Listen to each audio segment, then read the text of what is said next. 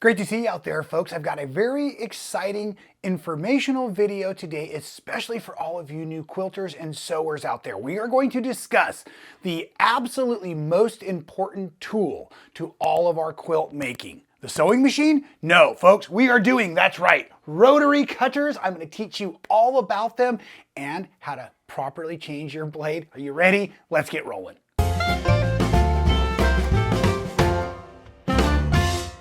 Well, welcome back everybody to another recorded tutorial. My name is Rob Appell from Stitchin Heaven. We call it so well here on YouTube, and we are very blessed to see all of you out there. And absolutely, I believe that the invention of the rotary cutter was the true game changer in the world of quilting.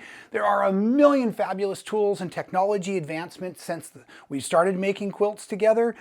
But the rotary cutter is truly it, folks. And there are so many different questions I see out there, and especially when I'm teaching classes, and this was just happening again recently, I ran into a rotary cutter that was not properly assembled. That quilt maker was having a terrible problem with it. So I really want to spend some time focusing not so much how to cut, but on the design and the way the tools go back together and all of that kind of stuff. We're going to change out a blade because I need to on a new tool for me anyways.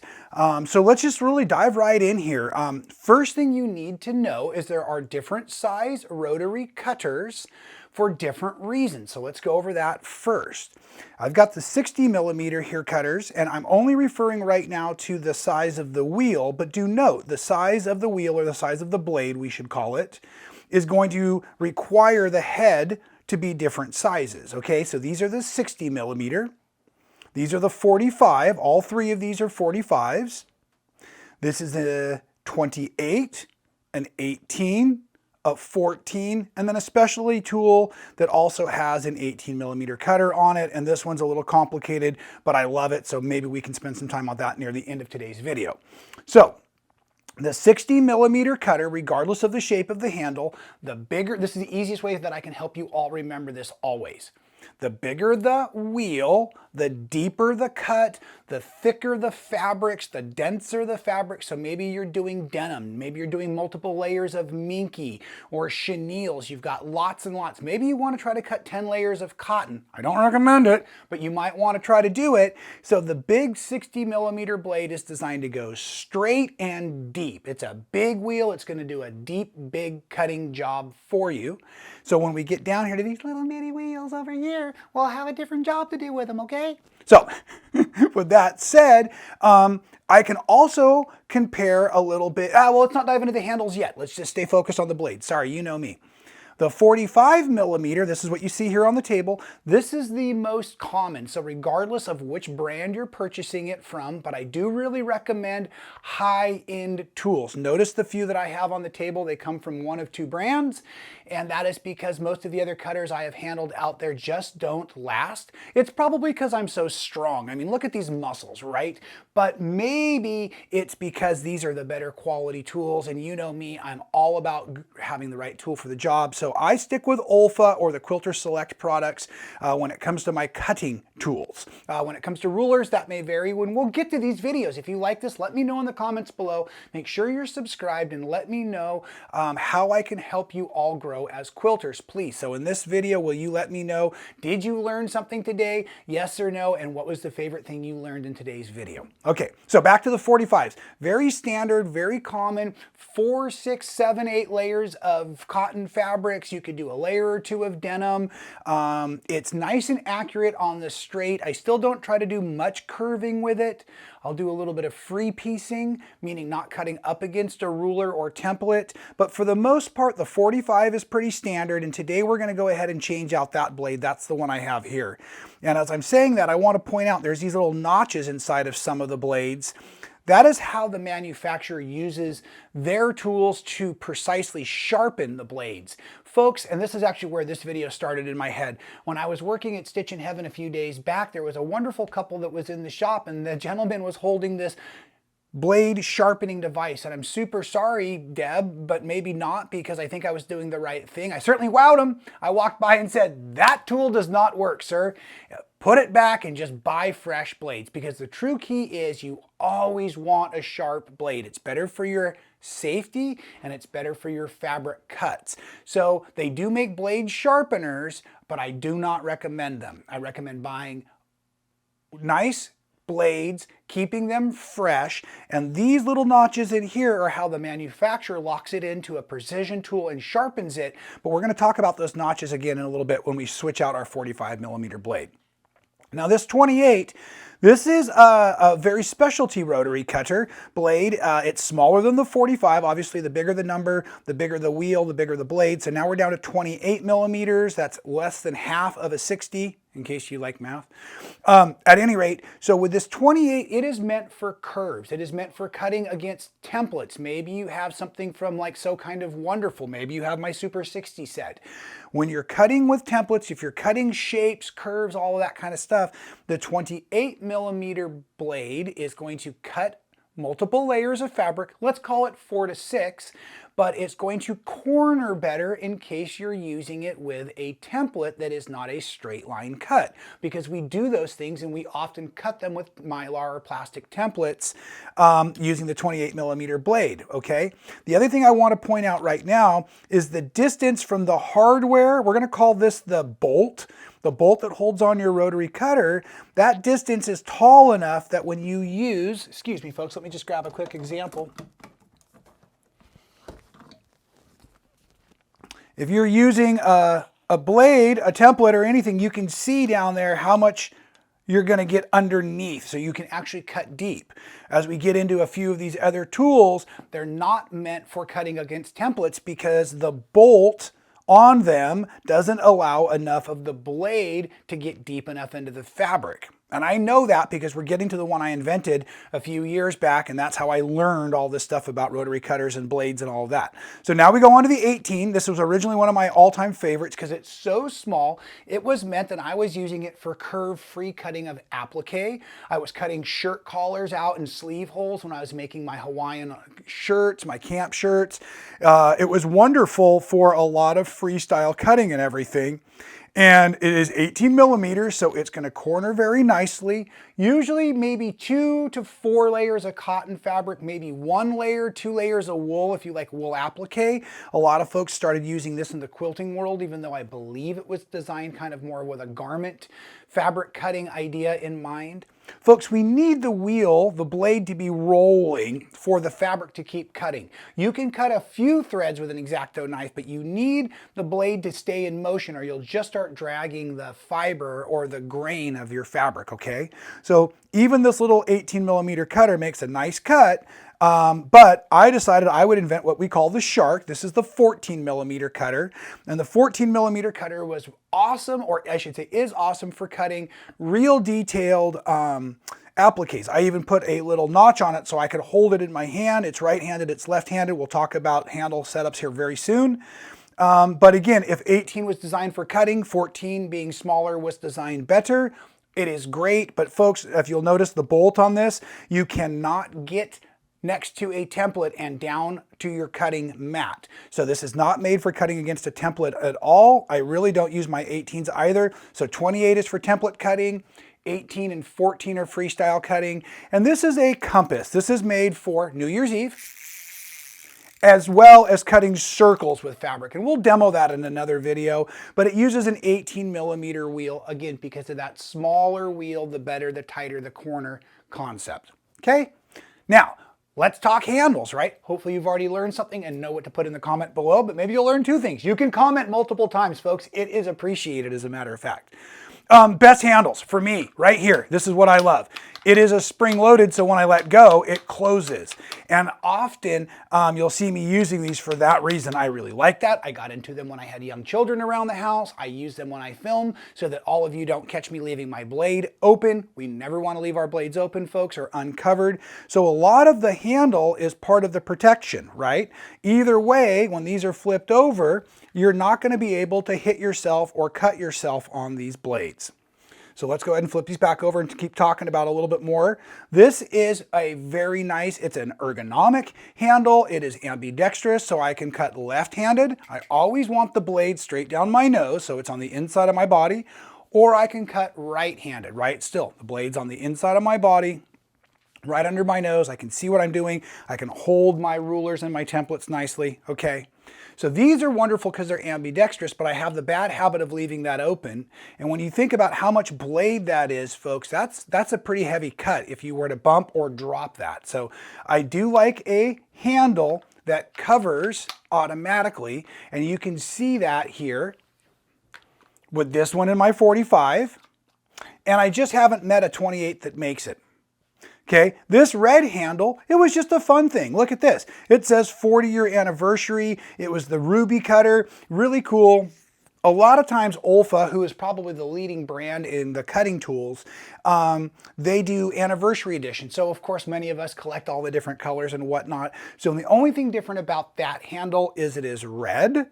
Okay, so again, mostly ambidextrous. I mentioned I put a little fin on my on my 14 cutter because I wanted you to be able to hold it and cut it like this, you know, real sharp corners. This one here from Quilter Select is a little bit different. Let's talk about this for a second. I do like that I can just push a button and touch it on my cutting surface, and now my blade is exposed, but not by very much. I just tap it to close it. So it's almost as automatic as spring-loaded for me. But what I love about this, and I shouldn't be throwing it around because it is very heavy. It probably weighs as much as 2 rotary cutters. And I mentioned and showed you these guns earlier, but what I should really talk about is when we're cutting, for nice precision cutting, we want a sharp blade and a nice even amount of pressure. And so when I was hanging out with my friend Alex Anderson, I know all of you know who she is, she let me have her personal rotary cutter, the Quilter Select, and I really love the weight and the hand on this. They make other sizes as well. I just only have the 45, and it made a difference. It again is ambidextrous without having to move the blade or the hardware around. It also has an extra feature, so if you push the button and then raise this, I now have a deeper, more blade exposed. And this is going to be good if I start getting into maybe 4, 6, 8 layers of cotton fabric, a couple layers of denim. And so far I really like it. And this one has one of the 2 major styles of blade removal setups for the hardware. So I want to talk about that. There's 2 major kinds out there. We have basically a quick release. So you see the quick release here. Maybe it's easier to see in red. And you have like a nut bolt system, okay? A lot of those have that. So let's go ahead and start breaking these down and changing out the blades. Let's start with probably the ones that are more common to all of you right now, which is the nut and bolt system. And this one is the one I see folks get most confused with because it's got an extra piece of plastic in here. So let's take this one apart, folks. Now, as I go ahead and open this up, I'm unscrewing, and as I start to unscrew, it feels like it's not going anywhere, and that's true, it is not. So the front is turning, so you're gonna wanna learn to put pressure on the front bolt, the hardware, and then you're gonna wanna loosen this up, okay? Now, as you start to take it apart, you may not be aware, there's a lot more engineering in this stuff than you're aware of, even including on my little one. Inside of the nut itself, there is a recessed extra little part. It's like a bowl shape. And that allows this to go down further and further onto the hardware and lock in where it needs to on the special bolt that's designed. So this is not something you're going to want to fix at the hardware store. So you want to make sure you understand which is the up and down part of that. There's this little wave washer in here. Okay, it's got an arc to it. I don't know if you can see that or not. And then this one, I find this extra piece of plastic in all different locations, except for, unfortunately, the correct location. Now, on a cutter like this, it is also ambidextrous, but you have to build it for right-handed or left-handed. Okay, so you would just move the blade to the other side. Right now, you can see the blade has come out on the post. So let's go back and talk more about these notches. Folks, in a video recently, I did, and it was a blue and purple cutter. I just grabbed it off the shelf. I was really excited about the design of the cutter. It had the spring loaded. I liked all of that. But as I began cutting with it after my 3rd quilt, it sounded like I had a flat tire. It was going tut, tut, tut, tut, tut, tut, tut, tut. And what that was is this bolt hardware system was just not very good metal. And through pressure, those notches started to cut right into this center post. Now, I actually cut through one of the posts from an Olfa tool. It took me 10 years of heavy duty cutting with it, and they couldn't believe I cut through it. So that's exactly what happens. If you cut long enough or hard enough with these tools, because of those notches, it can cut through your hardware. So if you're feeling a tut, tut, tut, tut, tut, tut, or you're seeing your blade kind of shift, or you're getting inaccurate cuts even with new blades, that could be one of the problems, is you actually have a bit of a notch being cut inside of your bolt or your post. Okay, now the other thing I want to talk about is this is all built to secure the blade. We want the blade to be very nice and stable against our cutters, our rulers, those kinds of things. So the first thing that's going to go against my handle is the blade. Folks, a lot of times I see, unfortunately, this yellow piece between the blade and the cutter tool. If we have this extra piece, that is no good. It is going to make your blade wobble. It's going to make your cut inaccurate. So please, please, please make sure you understand that does not go between the blade. Okay? So one of the things I like to do is I will take my new blade. That's the one I'm putting on that cutter right there. That's what I'm using all the time. So right now I'm going to take the old blade. I drop it on the post. I go ahead and put the cutter back in so the wheel's under my nose. Now, I don't know that you'll be able to see this, but on this bolt, it's been cut with a rectangular cut. That rectangular cut allows for the wave washer to go back down. Now this is what allows us to have pressure so that we can tighten or loosen the bolt, we can tighten or loosen the nut on the other side, and we can apply more or less pressure to our blade that way. This little wave washer, it wants to wave at you. It's a wave washer, okay? So it's gonna curl up, and that needs to be set down and fit into the rectangular grooves there, okay? So that would be real easy. Now, first of all though, I need to put my plastic. That is a spacer. That is all that is just a spacer. So it goes on the opposite side of the handle than the blade. And then as we go back to put this down, I'm just gonna point out that's why that dish space is there, so that can push down onto the wave washer, get into that hardware, lock down, and I don't know if you'll be able to see it on our top camera or not, but as I start to squish that down, that wave washer starts to go flat. The flatter it is, the tighter it is, the more pressure we have to put on our cutter when we're rolling it, regardless of our handle, but it can also be a nice safety feature, especially if you're working around youngsters and things. You might want to tighten up that blade a little bit. So at any rate, that's the major thing I see done improperly when it comes to rebuilding the tool, is the extra piece of plastic is often put in as a spacer between the blade and the handle, and you're going to have terrible cuts that way. So just the best reminder is your blade goes against your handle, the nut on one side, and then you may have the spacer on the other. Folks, there's a second problem we run into a lot of times, and I love this because the answer always is from my students is, oh no, that couldn't have happened because my husband changed the blade for me. Sorry out there, guys. We do it too, but folks, a lot of times we're going to buy multiple packs of blades, and there's a little bit of oil on the blades to keep them from rusting over time, right? So every time I take a blade out, even if I'm sure there's only one, I actually kind of from the center, I'm using both my thumbs and my fingers to rub and wiggle. A lot of times, the blades will be stuck and you'll see them shift.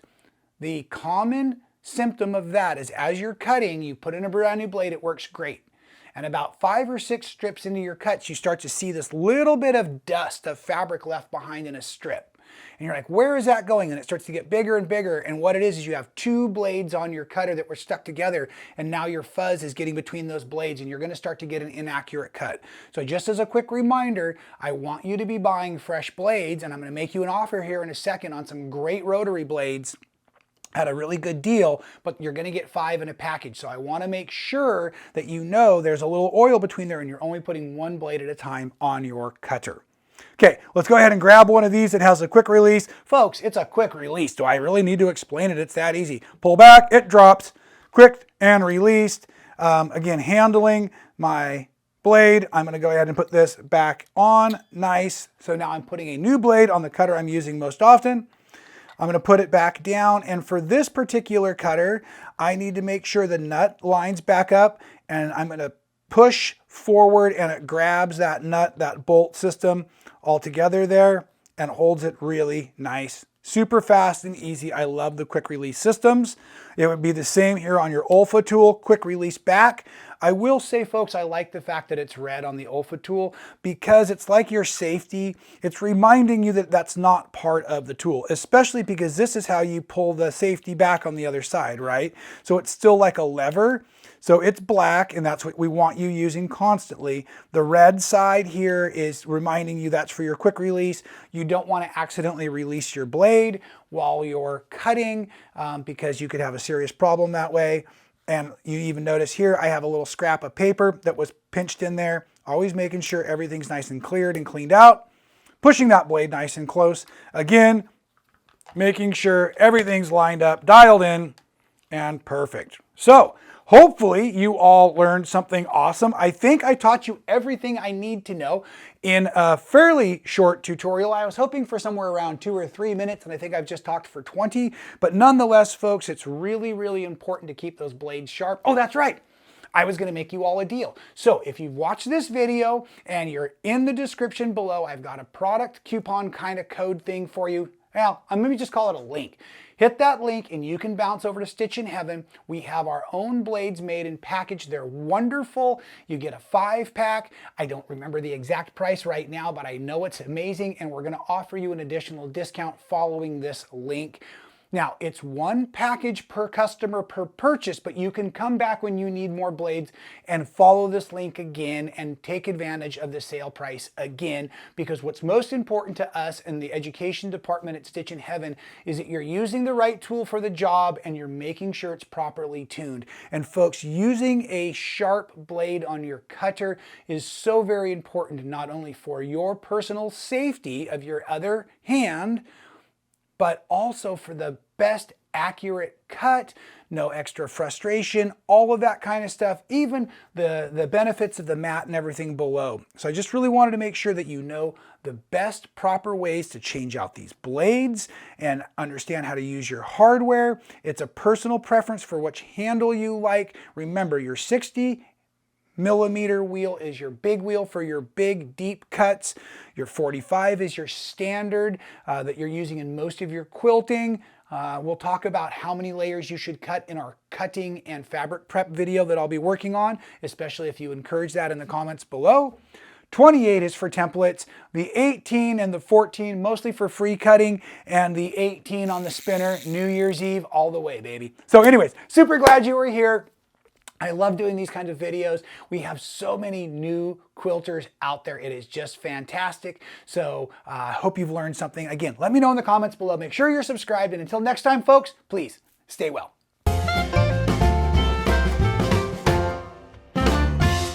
Thank you so much for watching all the way to the end of the video. It really helps support our channel. If you haven't subscribed, do so now. Hit the little button to be notified every time we go live or do a new video for all of you. And here's one from the past I think you'll really enjoy.